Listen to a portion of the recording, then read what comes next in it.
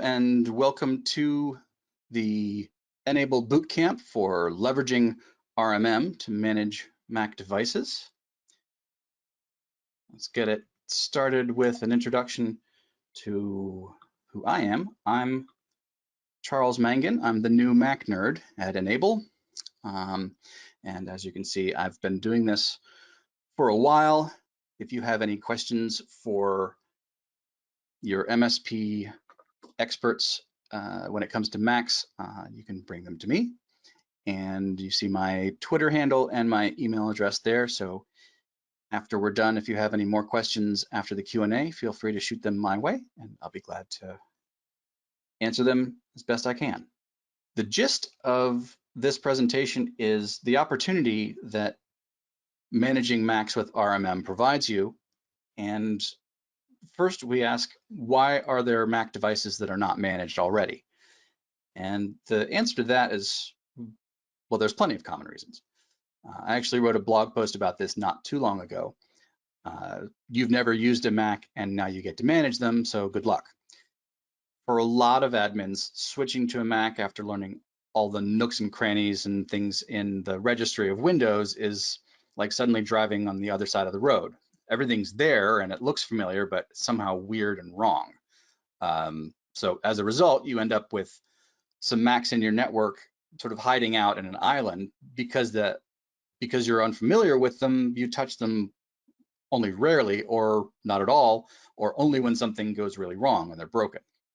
So that means there's an opportunity there for you to get in trouble, for things to go really wrong, or you can treat it as an opportunity to improve the security and reliability for your clients and bring those Macs into the fold, manage them at the same level as your Windows machines.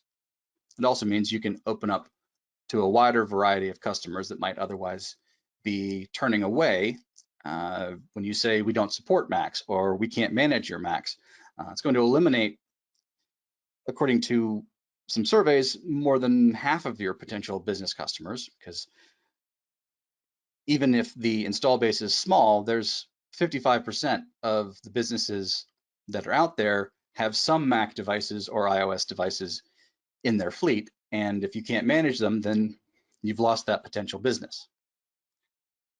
With the goal being one dashboard, one pane of glass, as we call it, to manage all of the endpoints, regardless of the operating system, you end up getting one vendor instead of multiple vendors, and one contract and one pricing model, and thus, one place to go for support and training instead of having to switch back and forth based on which operating system you're managing. There is still some work to do to bring that full parity to all the devices with the same single pane of glass user interface, but that is the goal. Things like antivirus, take control, doing document backup, and setting up templates for monitoring. Your techs can configure all of your client machines and not have to worry about whether the workstation they're setting those policies on is Windows or a Mac, and the underlying agent handles the difference. So I talked a bit about the opportunity. One of the things you can do, obviously, is expand your customer base. And that means you make more money taking on clients with the more diverse installations, and you can extend your service offerings by including management for those Mac devices where you may have only had a break-fix contract before. So if you're literally doubling your potential customer base, that's a big opportunity for you. You also get to increase your potential revenue within your existing client base. So you're supporting and managing more devices, and all of those Macs that haven't been managed before, they've been hiding in sort of the darker corners of your network and being unmanaged. And obviously that gives you more revenue because you're handling more devices in the same client base. And you'll see higher margins because you don't need to have a second separate tool set just for Macs anymore. If you're consolidated on RMM, it's one cost to you regardless. So that also reduces your support and security risk because any unmanaged machine is a threat vector. So you mitigate that risk posed by the unmanaged Apple devices that are on your network, and you reduce your exposure to data loss. Things like managed backups, automated checks for problems before they become a problem, hardware failing, drives filling up, that sort of thing. If you're doing that across the board instead of having to do things in segments, then you're reducing your exposure to those things that slip through the cracks. It also ends up reducing your troubleshooting time, and so your techs don't have to switch interfaces and tools to go back and forth between Windows and Macs. You can stay in the same interface and reduce the amount of time that you lose to that context switching. You get quicker time to resolution, and with a more holistic view of your network, you don't end up seeing just that silo of Windows machines, and you see the issues that are there and you think, well, it's affecting the Windows machines, it must be a Windows problem or a software problem. But if you see all across your network that it's affecting everything, then it might be a network problem. And very often it's DNS, because it's always DNS. So with that, you can also gain a competitive advantage in your market if you're losing customers to the Mac SP, excuse me, the one Mac MSP in your area. Anyone with a Mac is going to go to them. And if you also are the Mac MSP in your area, everyone with a Mac can come knock on your door instead. So clearly you get a competitive advantage by making yourself available to people with a more diverse network.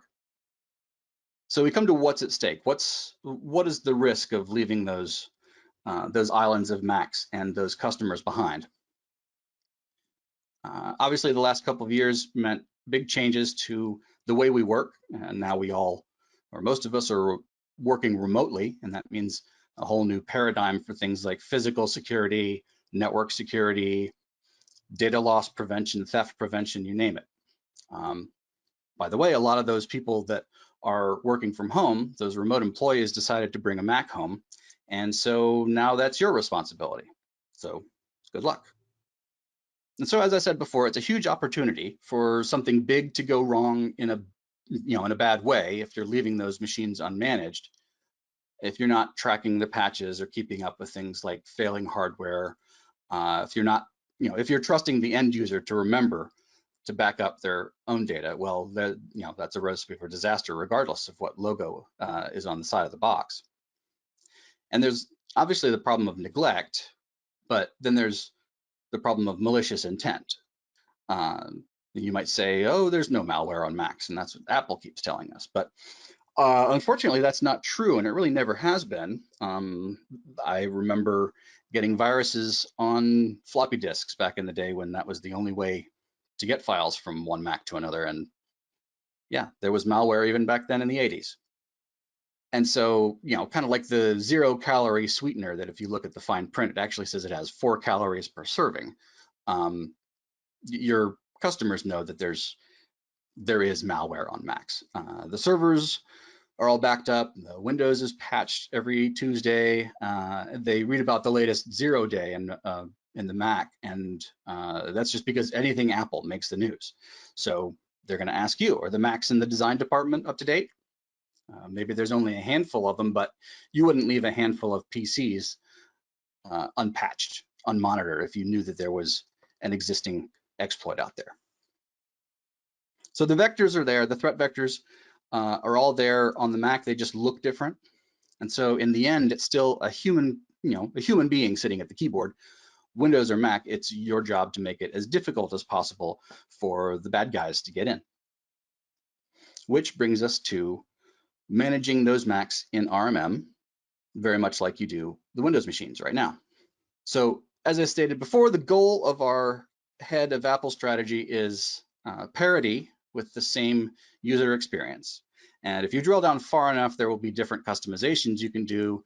But for the big picture tasks, things like turning on antivirus protection, scheduling automated tasks, generating reports, you and your techs go to the same place in RMM, perform the same steps regardless of the endpoint's OS. It's just a matter of selecting the machine, and you can build the management templates, set up automatic checks, the workstation policies, turn on backups, and then when things go awry, restore from the backups. So to that end, if you're troubleshooting a Mac, you can use the same remote access tools you already know from Windows machine to a Mac, or vice versa if you're using a Mac for admin too. You can send files, download the logs, share them with support, share the screen, take over controls, or you can do your management and maintenance without interrupting the user with the remote background management tool. And obviously, any maintenance task you need to do more than once, you should probably be able to automate it. And so there's always the ability to build and upload your own scripts in multiple supported languages, including shell scripts, Python, Perl, PowerShell, and yes, I said PowerShell. That's available for Macs and Linux now, which was a bit of a surprise to me, honestly.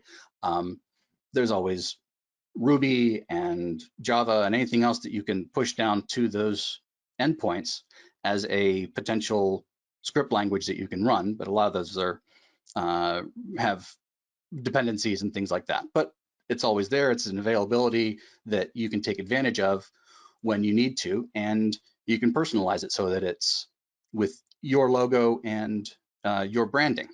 So the scripts and things that you can do with the automation manager and with uploading and customizing your own, we also have a huge library of those scripts in our automation cookbook. We're adding new ones all the time, and many of them are based on partner feedback and requests from sessions like this. So if there's something that you have been struggling to automate, or a question about whether it's a thing that can be done remotely or silently without the user interaction, without having to interrupt someone's productivity, please bring it up in the Q&A, and I'll be glad to add it to my list of to-dos for adding to the cookbook library. And it is a lot of work to keep up with and to test all the latest versions of all those little third-party software pieces of software that you have installed. So even more so if it's on a platform you're not completely fluent in. So luckily, we're doing a lot of the heavy lifting for you, testing and validating not just Apple's updates, the security updates, things to Safari, all the Apple first-party apps, but also over 200 other vendors and their apps as well. They are validated, and then they can be deployed automatically through the managed patch interface and through automated tasks. Quickly to touch on the backup, the Enable Backup Manager is one of those great examples of software that just works. You hear it from a lot of vendors that, oh, it just works. There's no step 3 kind of thing.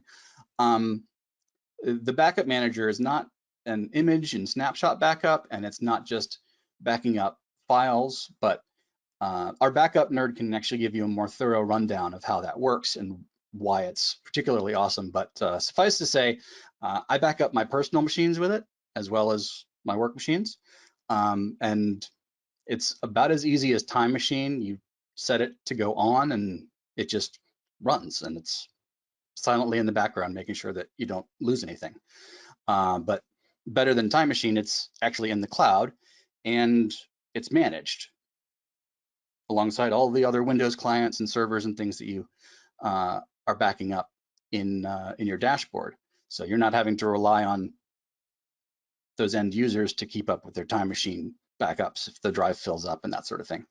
And then, so one more step toward that parity paradigm, it manages to abstract away all the differences in file systems and permissions and path names and things like that. All those details are there if you need to tweak them, but it's not necessary. So enabling and configuring backups is the same UI regardless of the endpoint. And another part of that parity story is turning on and configuring the Bitdefender antivirus. You do it all across all of your devices in one dashboard, regardless of the OS. The profiles of what to scan, how often to update, reports on what's been quarantined, what's been removed. All of those policies apply to both platforms. Again, all in one place. The threats are different, and so the mechanisms used to prevent them are different. But RMM gives you an abstraction layer above all those, fiddly details. So the flip side to that parity story, parity with Windows, is accommodating the unique properties of the Mac, and not just Macs, but any Apple device that can be managed. So that's iPhones, iPads, and even the Apple TV set-top box. Apple has a framework for managing all of those via MDM, and RMM gives you control over that through the Enable Apple Device Management, ADM. You can push out configurations, update policies with profiles. Some of them are built into the ADM interface. Then you can also write your own. And again, we're publishing example profiles for you to customize and deploy through the automation cookbook. The integration with the Apple MDM manages those tricky mobile devices when they go a little too mobile. So you can lock them down, wipe the data, recover them from the trunk of the car that they left at the airport, that sort of thing. That's possible through that framework that Apple's made. And they've also made it pretty clear that to work with Apple hardware, it needs to be enrolled in some kind of MDM solution. And that being the way forward, regardless of the size of the enterprise, is why we have the ADM tools within RMM and the RMM dashboard. So up next, I've got a demo here, and I'm going to switch very quickly to a different computer where I've got screen sharing turned on. And this is an M1 Mac Mini. I've downloaded the OS X agent for it from my RMM dashboard and put it on the hard drive. And so now I have this installer package to install the agent with. Put my password in here. Nobody look at my keyboard. So the installer asks the user for permission, and now it's installed.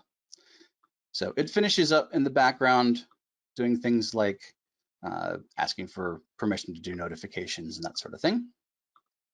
And with my RMM dashboard here, if I give that a moment to phone home and I refresh this screen, yeah. So here's my Mac Mini that I just installed the agent on, and it still hasn't finished running all of its checks and updates and things, but once it does, these little triangles will turn into green check marks, and it will tell us that the Mini is now enrolled in the Apple Device Management. So what that will give us is access to the profile library, and then we can use that library to deploy the profiles to any of the machines that are enrolled in ADM. So let's give that a second to refresh. Okay, it's already installed a couple of pieces, and it's working on the Apple Device Management is still refreshing. Okay, so within Apple Device Management, the first tool that you'll see when you set it up is the certificate, enrollment certificate, basically. You create a certificate request, then you send that to Apple. Apple sends you back a signed certificate, and then you install it in RMM. Just a matter of uploading the file. And then once you've got that, all of the Apple devices that you are linked to with your Apple ID are now enabled in Apple Device Manager.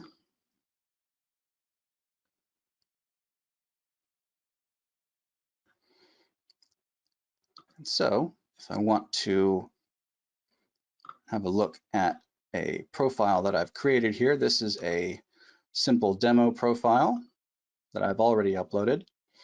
I can also edit the metadata for it, change its name, change the description. And then if I've got a profile that I want to upload, something that I found online or something I've created with a third-party tool, I can just upload it here or directly into the profile library.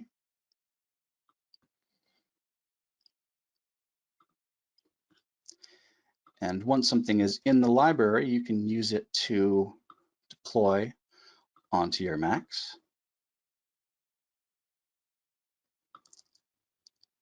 And so now I'm going to install that one profile, the demo profile. And they've been queued up. So if I go back here and refresh,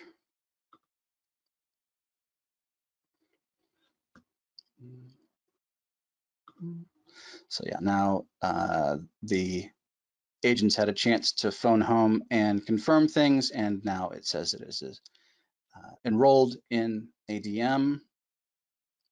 And if we look at its checks, it's already doing the checks that are defined by my default profile. So it's checking things like, is OS 10 up to date? Or Mac OS now, I guess. Is Mac OS up to date? Is the disk getting full? And then also things like installing the managed antivirus.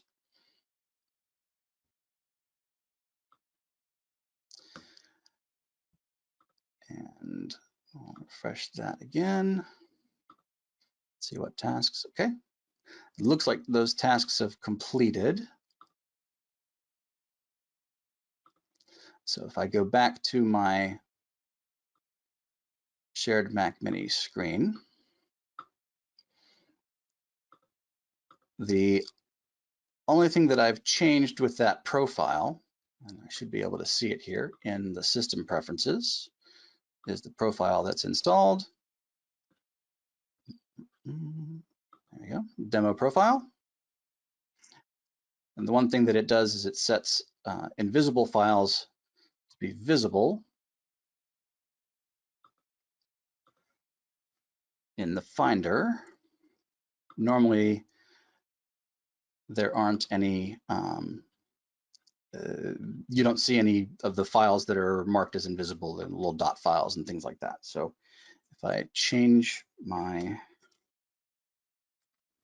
view here and restart the Finder,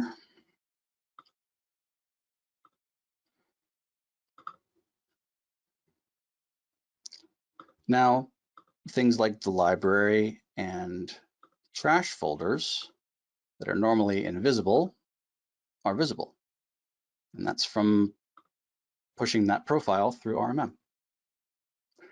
Obviously, that's a very simple example, and there's a lot more that you can do with profiles and RMM with the library of, I don't know, probably several thousand different kinds of profile dictionaries and preference files and all the third-party tools that you can configure with the profiles and defaults and all those tools that are built in.